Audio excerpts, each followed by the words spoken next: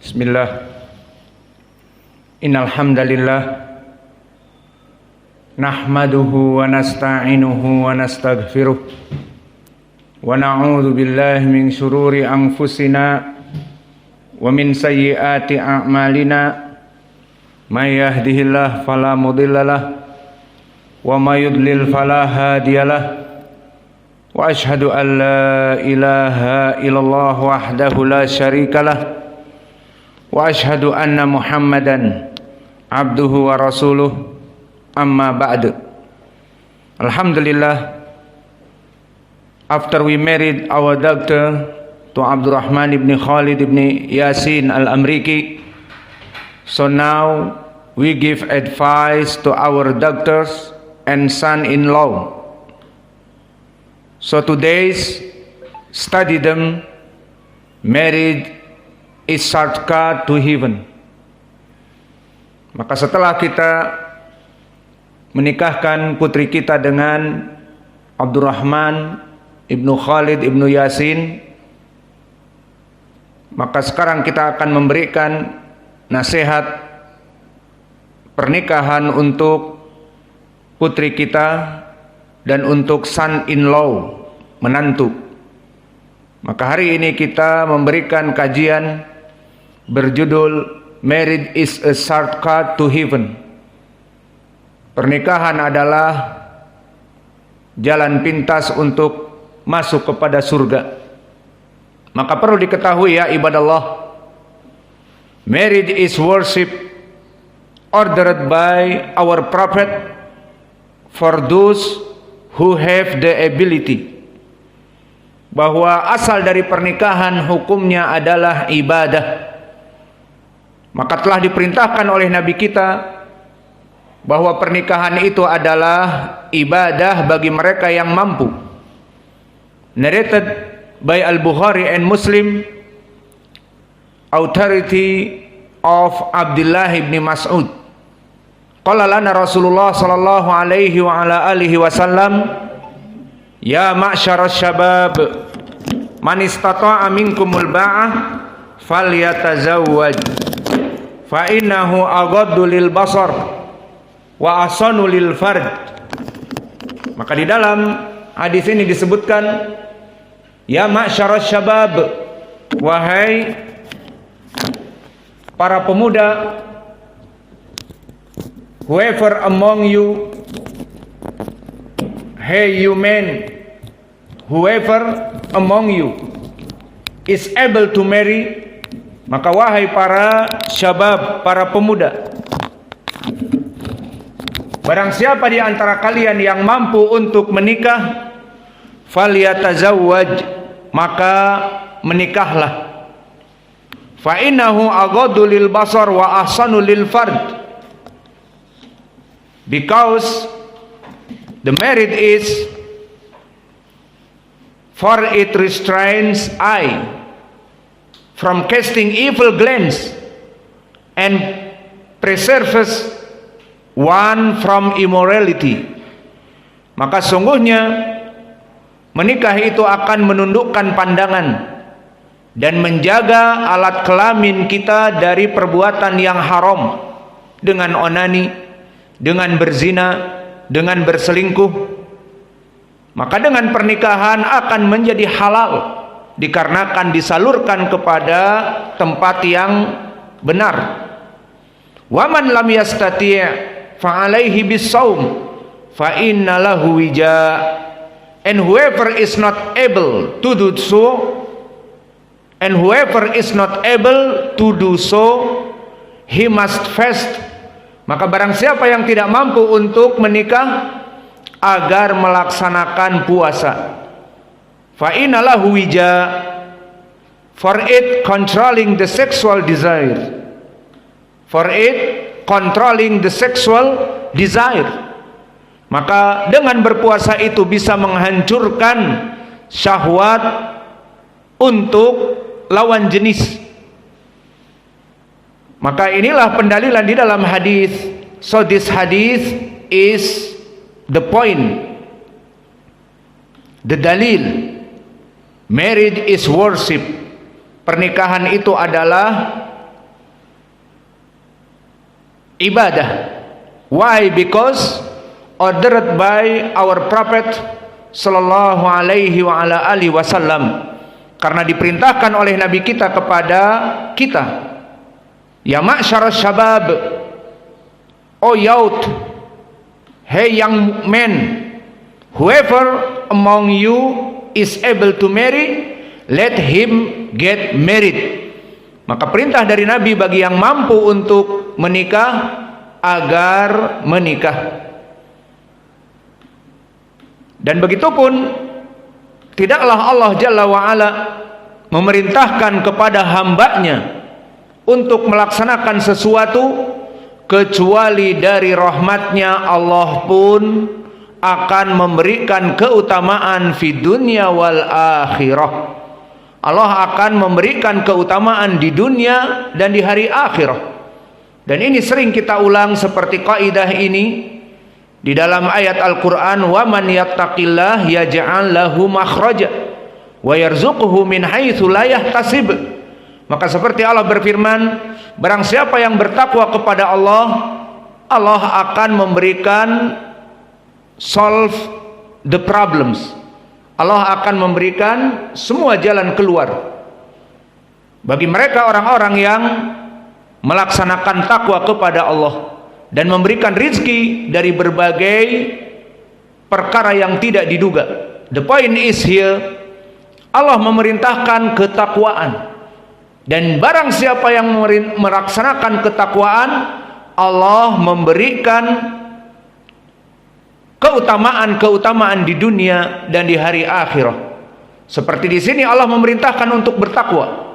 Maka ditambah tadi, barang siapa yang bertakwa, Allah berikan segala permasalahannya dipermudah, dipecahkan oleh Allah. Dan yang kedua, Allah berikan rizki dari perkara-perkara yang tidak pernah dia duga-duga dari mana rizkinya. Ini pendalilan bahwa barang siapa yang melaksanakan perintah Allah, Allah akan berikan keutamaan di dunia dan di hari akhir. Dan begitupun di sini, barakallahu fikum. Pernikahan setelah kita mengetahui marriage is worship, pernikahan adalah ibadah. Sesuai dengan hadis Ibnu Mas'ud, ya ma'syarasy syabab man istata'a minkumul ba'ah, oh youth people,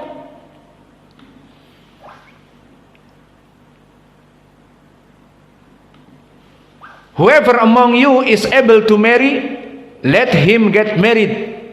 So this dalil, marriage is a worship. So when the people, the mankind make a worship, Allah will give virtues in this world and the hereafter. Maka barang siapa yang meyakini bahwa nikah itu adalah ibadah dan dia melaksanakan peribadatan nikah dengan tujuan ibadah, Allah akan memberikan keutamaan di dunia dan juga di hari akhirah. Maka kalau begitu, keutamaan nikah sangat banyak. Virtues marriage, the first is, nikah adalah suatu anugerah dari Allah agar hati tenang dan tentram dan saling mencintai dan menyayangi kepada lawan jenisnya. So marriage, the virtues of marriage is the first, marriage is a gift from Allah. To that the heart is calm and peaceful and loves and cares for the opposite sex. Maka pernikahan adalah karunia dari Allah. Ini keutamaan yang pertama, di mana seseorang menikah dengan perempuan yang belum pernah dia kenal, bukan the girlfriend di teman SMP, SMA, kuliahnya, atau pacarnya, the boyfriend, the girlfriend, nothing. Dan begitupun perempuan ini, dia hanya mengetahuinya di saat dia melamar. Namun dari sifat-sifat yang dia pelajari, dari hasil nadhar, dari hasil ta'aruf, diketahui bahwa dia adalah perempuan yang mengaji, yang mengaji dengan ahli sunnah dan menghafal Al-Quran dan menghafal hadis, maka cukup. Kemudian nadhar, maka dengan nadhar itu akan membuat kita menjadi cinta. Dengan mengetahui khabar bahwa dia menghafal Al-Quran dan dia menghafal hadis dan duduk di pondok pesantren, itu sebenarnya sudah cukup.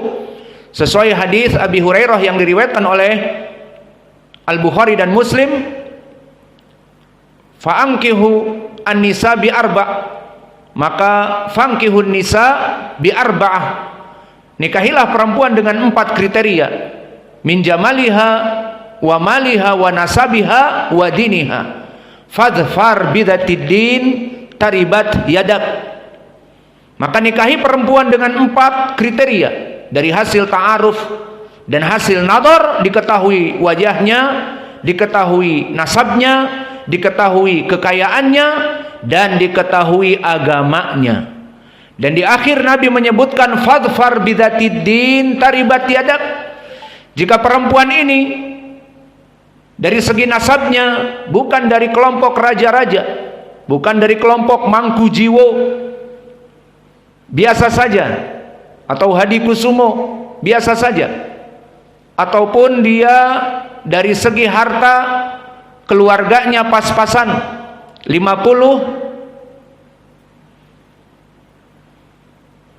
degree dari orang-orang yang miskin, dan diketahui tampangnya 6 katrol, pas-pasan, penuh jerawat, wajahnya kotak, pas tersenyum giginya nongol sebelah, nongol tenggelam, pas tertawa gigi serinya besar seperti kelinci. Alhamdulillah. Namun apa kata Nabi? Fadfar bidatid din taribat yadak. Namun jika dia mempunyai agama, maka cukuplah 3 perkara itu bisa terkatrol dengan agamanya. Karena apa? Karena kita menikah ibadah. Justru dengan kita menikah akan menjaga agama kita. Dan jika menikahi perempuan salehah, akan keluar keturunan dari rahimnya laki-laki, putra-putri yang saleh dan salehah. Maka fadfar bidatid din taribat yadak, kata Nabi. Maka di saat kita nadhar, mungkin kita malu-malu, kita melihat, waduh ini tampangnya 6,9, tapi dia hafal Quran, gak apa-apalah. Ternyata di malam pertama, ternyata perempuan ini cantik. Karena pas nadhar dia GR, grogi. Dan salah tingkah, sehingga yang cantik dikira tidak cantik. Alhasil, di dalam agama Islam, pernikahan adalah karunia dari Allah, di mana Allah akan menjadikan seseorang cinta kepada istrinya. Dan ini adalah dari ayat Allah Jalla wa'ala, dari tanda kekuasaan Allah Jalla wa'ala.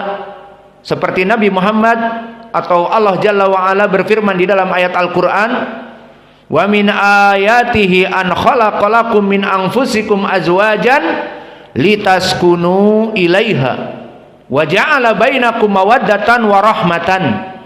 Maka di dalam ayat ini, the meaning is wa min ayatihi an khalaqalakum min anfusikum azwajan, and among his science that he created for you wives from among yourselves, that you may find repose in them, and he put between you affection and mercy. Maka Allah menjadikan dari tanda-tanda alamat kekuasaan Allah, Allah menjadikan seseorang menikahi perempuan yang mana tadinya tidak saling mengenal, tadinya tidak saling mencintai, kemudian diikat dengan akad pernikahan dengan mahar yang ditentukan, kemudian honeymoon. Maka kata Allah, litaskunu ilaiha, lam huna lam ta'lil, Lam ta'lil bimakna reasons. Litaskunu ilaiha, that you may find repose in them. Maka Allah menjadikan dengan pernikahan ini litaskunu, agar. Lam li ta'lil bimakna agar kalian menjadi tentram dan tenang kepadanya. Wa ja'ala bainakum mawaddatan wa rahmah, and he put between you affection